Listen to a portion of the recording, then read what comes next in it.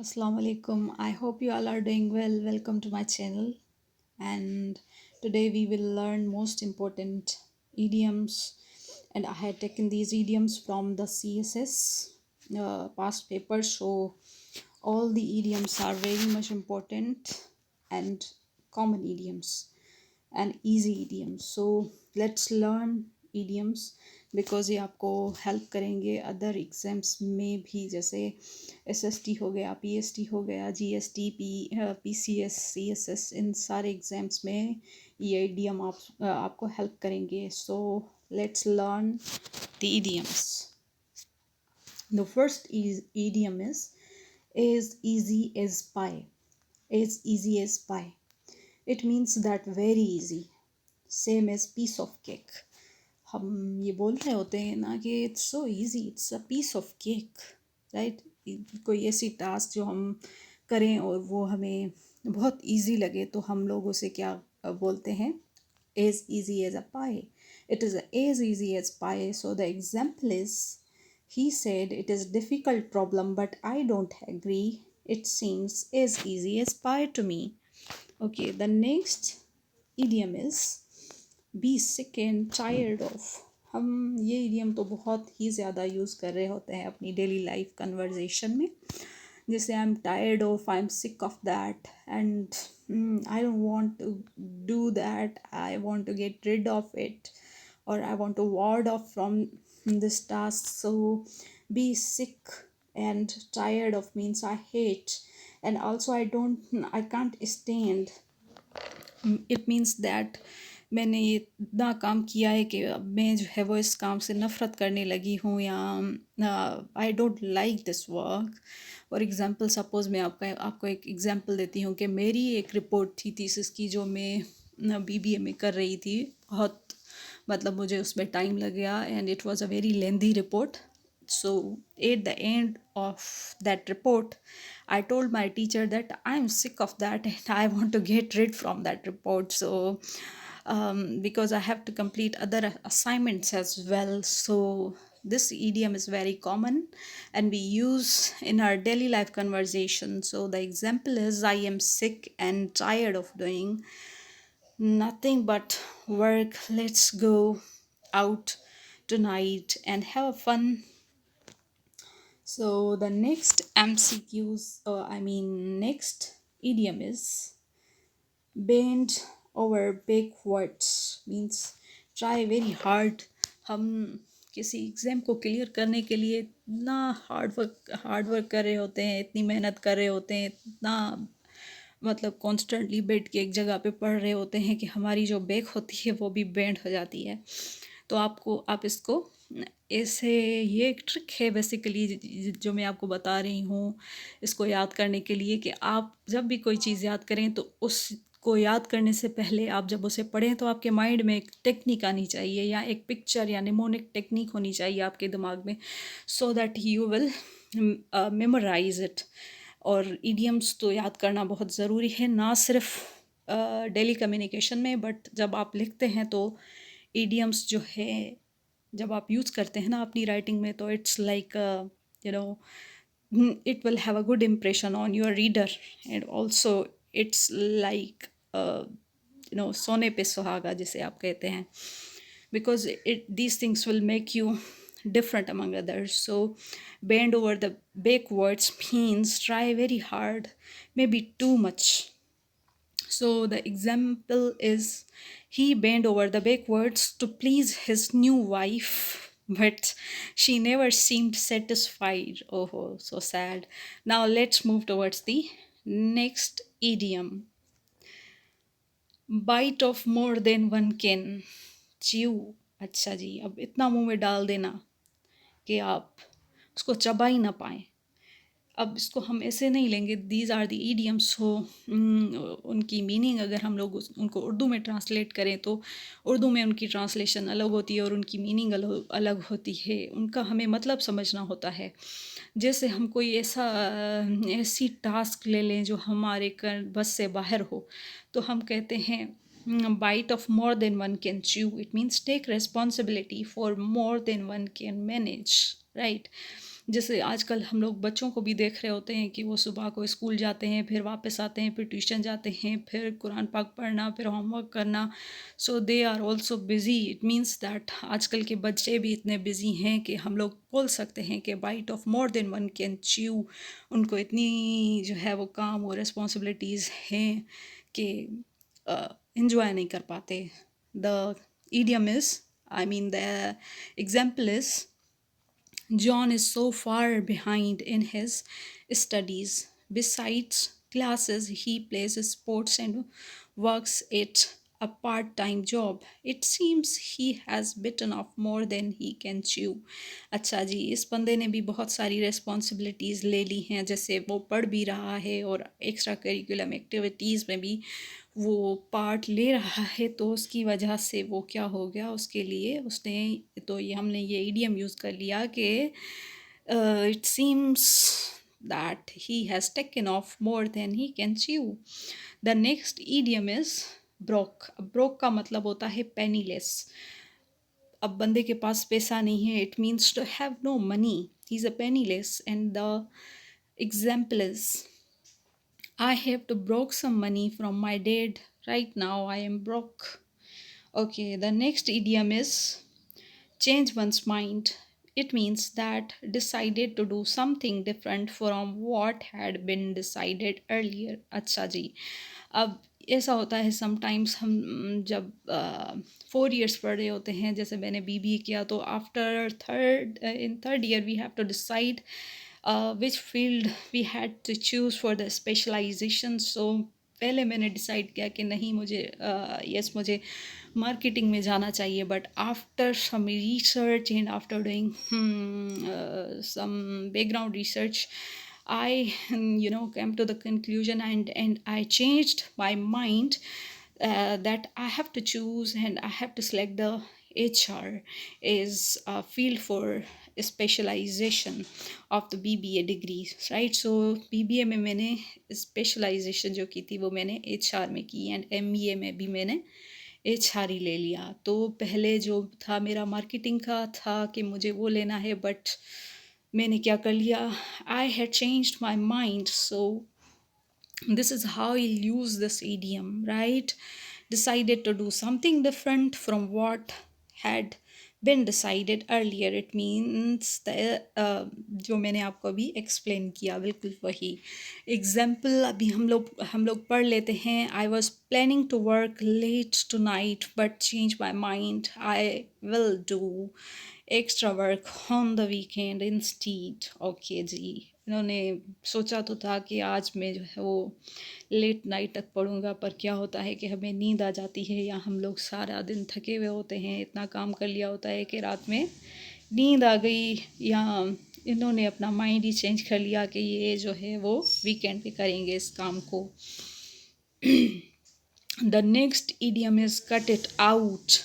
Cut it out means stop doing something bad, right? हम लोग ये idiom भी बहुत ही ज़्यादा यूज़ कर रहे होते हैं, cut it out, या आप इस चीज़ को छोड़ दें because it is not worth doing. That noise is really annoying. Cut it out, जैसे अभी स्ट्रीट से कोई आवाज़ आ रही है तो it's something bad for me right now because I am recording lecture for you people. So the noise, I have to cut it out, right? So it means stop doing something, but मैं इसको नहीं कर सकती because I have to complete my lecture. That noise is really annoying, cut it out, right? So yes, the next idiom is drop someone a line. Okay ji, drop someone a line means send a letter or email to someone. Okay, तो drop someone a line. Drop someone a line means किसी को letter या email भेज देना, send करना. Okay, it was a good to meet you and I hope we can send each other again. Okay, drop me a line when you have a time. It was a good meet. It was a good to meet you. Okay, ये अच्छा था जो हम मिले, and I hope we will see each other again. Okay ji, hope drop me a line means आप मुझे letter भेज सकते हैं या ईमेल सेंड कर सकते हैं when you have a time, जब आप फ्री हो जाएं या आपके पास टाइम हो तो। Drop someone a line, okay. The next idiom is figure something out, okay. अब हमने कोई चीज़ की है, यहाँ हमें कोई टास्क मिली है, तो हम लोग उसे करने से पहले कुछ मतलब क्या कर रहे होते हैं, फिगर इट आउट कर रहे होते हैं, क्या ये चीज़ इतने टाइम में हो पाएगी, क्या ये इस आई मीन क्या ये डुएबल है या हम कर पाएंगे। तो हम लोग चीज़ों को फिगर आउट कर रहे होते हैं। It means come to understand a problem. Sometimes क्या होता है, कोई प्रॉब्लम आ गया, सपोज करें फॉर एग्जांपल कोई ग्लिच आ गई, या अकाउंटिंग जो हम लोग कर रहे होते हैं, जैसे हमने अकाउंटिंग पढ़ी है, तो अकाउंटिंग में ये होता है कि अगर हमारा बैलेंस एंड में नहीं आता है ना, इक्वल बैलेंस नहीं आता, फिर हम लोग पूरे प्रॉब्लम को पीछे से देख रहे होते हैं शुरू से एंड तक के हमारा इशू कहाँ से स्टार्ट हुआ, कोई वैल्यू हमने मिस तो नहीं कर दी। तो हम लोग प्रॉब्लम को अंडरस्टैंड करने की कोशिश कर रहे होते हैं बेसिकली। तो अगर हम लोग अंडरस्टैंड के कोई और वर्ड्स देखें तो there are other words as well. Understand करना मीन्स कॉम्प्रीहेंड करना, डिसाइफर करना, to make out is also the phrase which we use, phrasal verb है ये। make I am unable to make out, I am unable to decipher, and I am unable to comprehend.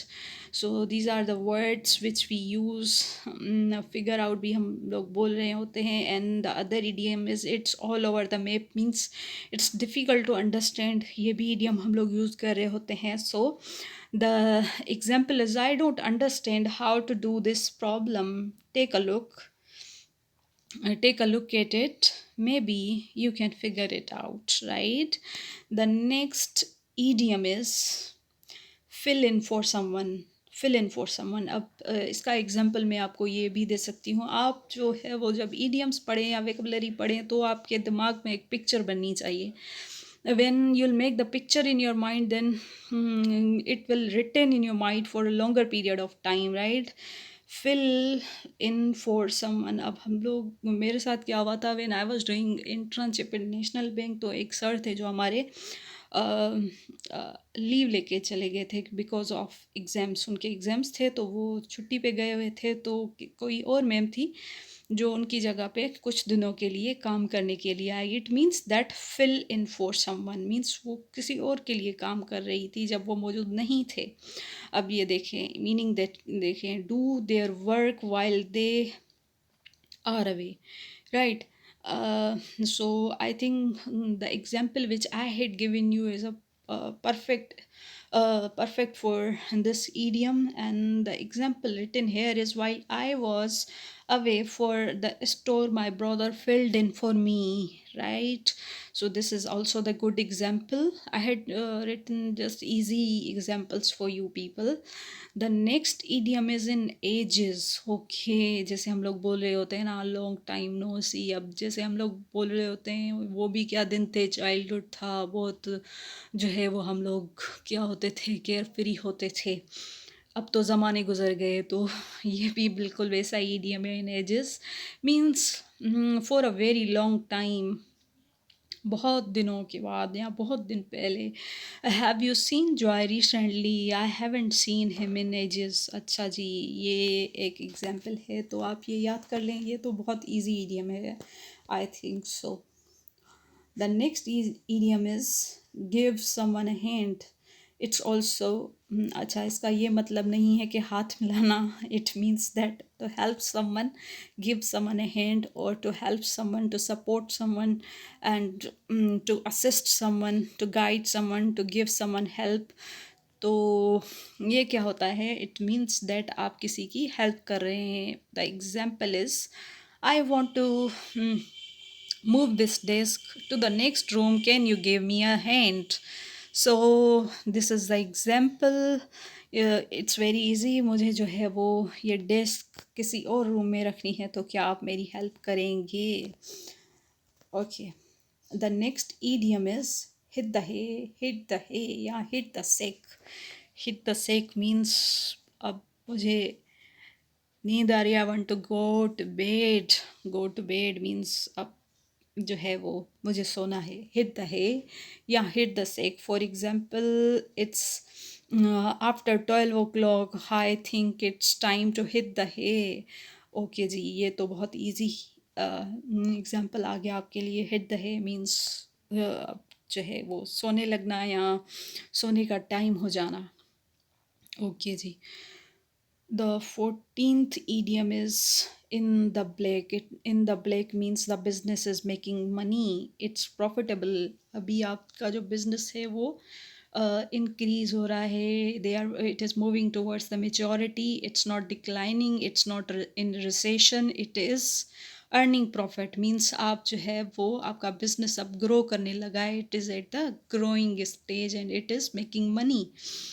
सो आप अगर आपने BCG matrix पढ़ी हो तो आपको पता होगा, जब स्टार आता है या कैश काउ आता है तो it means that now your business is at the growing stage and it is at the maturity and it is earning profit and it is generating revenue for you. This is also same in the black means बंदा आपका business जो है वो it's making money and it's profitable, it's generating revenue.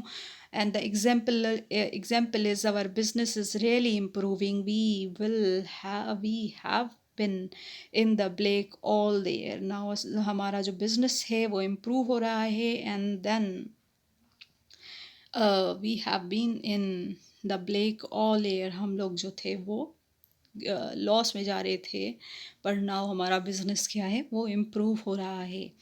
अब आपको मैं एक और चीज़ बोलना चाहूँगी, प्लीज़ अगर आपने मेरा चैनल सब्सक्राइब अभी तक नहीं किया या लाइक नहीं किया तो प्लीज़ आप सब्सक्राइब कर लें और like my video, because it took a lot of effort to make the PPT and to collect the material for you people and to present the presentation, right?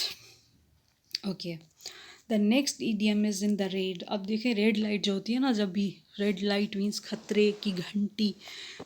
जब कोई खतरा होता है, कोई डेंजर होती है तो आपको हमेशा रेड लाइट ही दिखती है या रेड फ्लैग ही दिखने को मिलता है।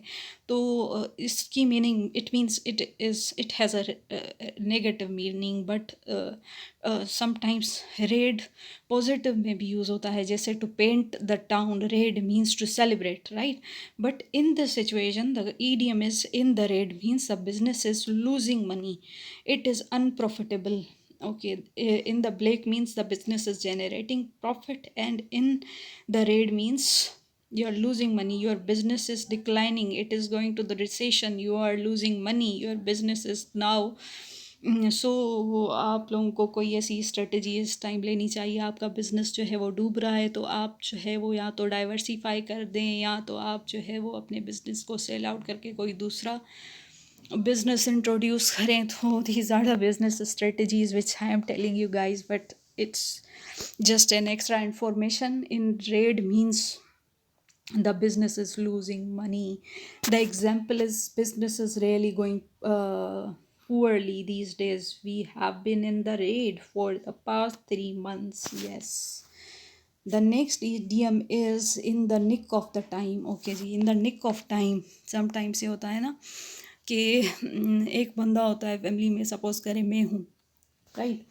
पहले मैं बोलती हूँ नहीं नहीं मुझे नहीं चलना, मैं नहीं चलती, कोई भी ऐसा फंक्शन हो, ठीक है, पर at the nick of time मैंने जब सारे तैयार हो गए जाने लगे तो मैंने क्या बोला, I am also coming with you और I want to go with you people. So at the nick of the time मैंने क्या किया, ये बोल दिया कि ओके मैं चलने लगी हूँ आपके साथ।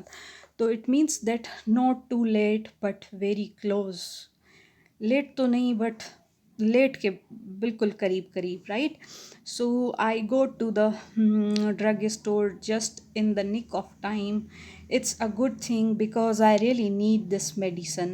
Okay, so this is a very easy example. The next idiom is keep one's chin up, right? It means that remain brave and keep on trying. Yes, हमें हमें हमेशा कंटिन्यूटी बना के रखनी चाहिए। जो भी काम करें हम उसको ट्राई करें, आप उसको कि आप उसको बेसिक से पढ़ें और उसको कंप्लीट पढ़ें, राइट। आधी अधूरी इन्फॉर्मेशन ना हो आपके पास, जो भी आप पढ़ें वो कंप्लीट पढ़ें। तो इसमें ये बोल रहा है कि keep once chin up means to remain brave and keep on trying. आप कभी हार नहीं माने, जो भी आप काम करें ये सोच के करें कि आप इसको जीत के जाएंगे और आप इसको करके रहेंगे। क्योंकि हम जो काम कर रहे होते हैं या जो एक चीज़ को कर रहे होते हैं और जो क्लियर कर जाते हैं उस चीज़ को, या वो अकम्प्लिश कर जाते हैं किसी चीज़ को, या कोई बंदा अगर कोई अचीवमेंट लेके बैठा हुआ है तो बिल्कुल वो हमारे जैसा इंसान है। उनके ब्रेन्स में और हमारे ब्रेन्स में कोई ऐसी डिफरेंट चीज़ नहीं है, बट पढ़ने का तरीका अलग होता है, राइट। दैट इज़ वाई आपको हमेशा क्या रहना चाहिए, ब्रेव रहना चाहिए और ट्राई करते रहना चाहिए। Keep once chin up. I know things have been difficult for you recently but keep your chin up, it will get better soon. Yes, ये एग्जाम्पल मुझे बहुत अच्छा लगा, क्योंकि डिफ़िकल्टीज़ जो होती हैं वो हर इंसान की ज़िंदगी में होती हैं। ऐसा नहीं है कि आपकी ज़िंदगी में है और मेरी में नहीं है, सबकी ज़िंदगी में डिफ़िकल्टीज़ होती हैं। पर यह है कि always try opportunities, find opportunities from difficulties.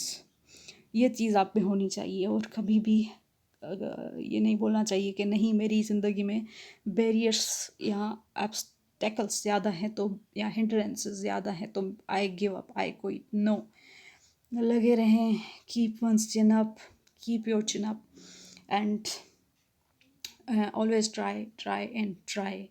So this is a good example. Let's move toward the other idiom.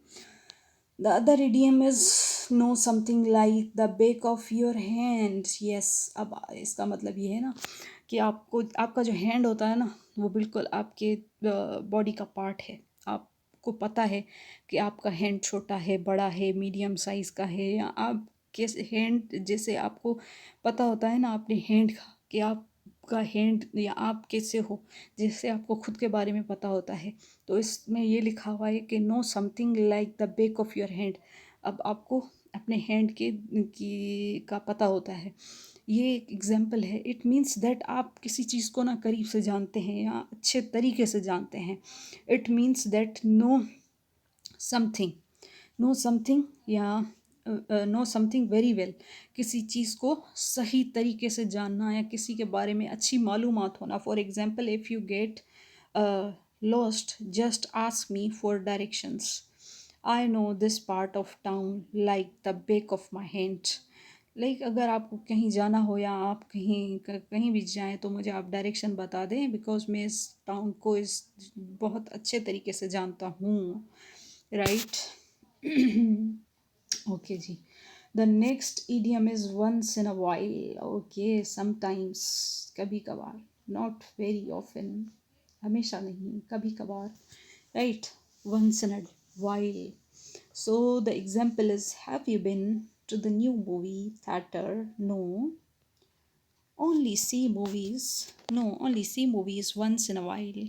I usually stay home and watch TV, right? कभी कभार, जैसे आप रोज़ थिएटर पे तो नहीं जा सकते ना मूवीज़ देखने या टीवी देखने, या आप ये चीज़ें तो मतलब टीवी तो आप रोज़ देख रहे होते हैं। जैसे बारिश जो होती है ना, वंस इन अ वाइल होती है, कभी कभार होती है, रोज़ नहीं हो रही होती ना, हमारे एरिया में तो नहीं हो रही होती, तो वंस इन अ वाइल हो रही होती है, समटाइम्स हो रही होती है, not very often. It did not happen very often.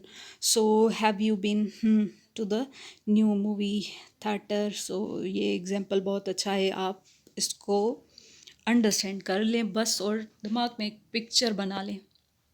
The next idiom is sharp.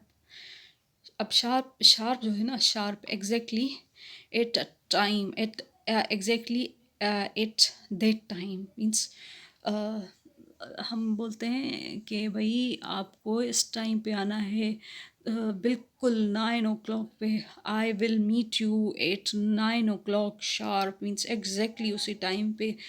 अब ये मोस्टली हो रहा होता है कोई ऑफिशियल मीटिंग हो, या जब आपको कोई असाइनमेंट सबमिट करानी हो तो टीचर्स हमारे हमें डेडलाइन दे देते हैं, या कोई रिसर्च वर्क हो या कोई ऐसी चीज़ जिसमें हमें डेडलाइन मिली होती है या किसी के साथ मीटिंग हो और अगला वेट नहीं कर सकता, वैसे अगर इनफॉर्मल मीटिंग है तो हम लोग किसी को वेट करा सकते हैं, बट फॉर्मल मीटिंग में हमें क्या एग्जैक्ट उसी टाइम पे शार्प एट दैट टाइम हमें पहुंचना होता है। और शार्प का दूसरा मतलब ये भी होता है कि तेज़। अब तेज़ एक बंदा जो है वो बहुत शार्प है, मीन्स उसका दिमाग जो है ना वो बहुत शार्प है। He is not credulous. Credulous means जो भोला वाला बंदा होता है ना, जो हर चीज़ पे बिलीव कर ले। और दूसरा होता है credible. Credible means believable. Credulous, credulous means बोला वाला, बोवाइन जो होता है, डेबलर होता है, ग्रीन हॉर्न होता है, या जो क्रूड हो, जो अभी नया नया हो, नोवाइस हो। और दूसरा वर्ड होता है क्रेडिबल। Credible means believable. और दूसरा होता है creditable. Creditable means praiseworthy, तारीफ के लायक, right? So these words will never confuse you at all. So yes, I think it's enough for today. We will continue our idiom series from the MCQs 21 in our next video. So keep on watching and please don't forget to like my video and subscribe and share it with your friends, because yes, it will keep me motivated. Thank you.